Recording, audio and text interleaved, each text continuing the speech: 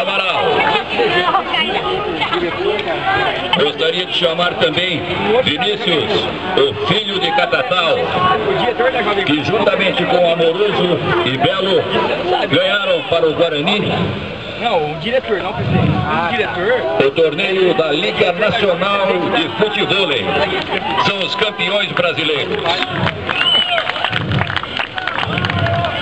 Eu gostaria de receber aqui também Marco Antônio Boiadeiro, grande meia do Guarani, jogador fantástico.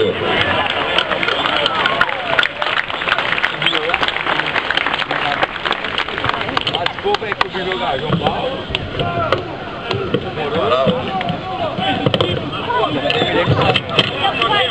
Nesse momento, Cláudio Fernandes faz a entrega a Amaral da medalha do centenário do Guarani. Medalha que Amoroso já recebeu no gramado do Brinco.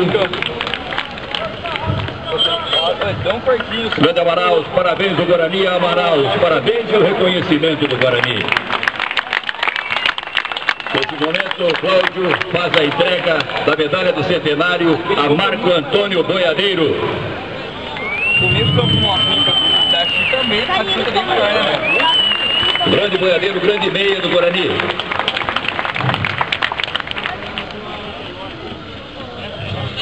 O Guarani agradece a Boiadeiro a dedicação e o muito que jogou de futebol pelo Guarani. Obrigado, Boiadeiro.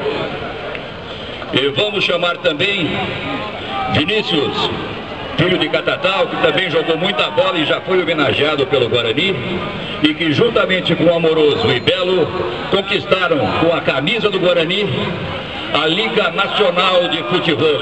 São os campeões brasileiros de futebol. Parabéns, Amoroso, parabéns, Vinícius.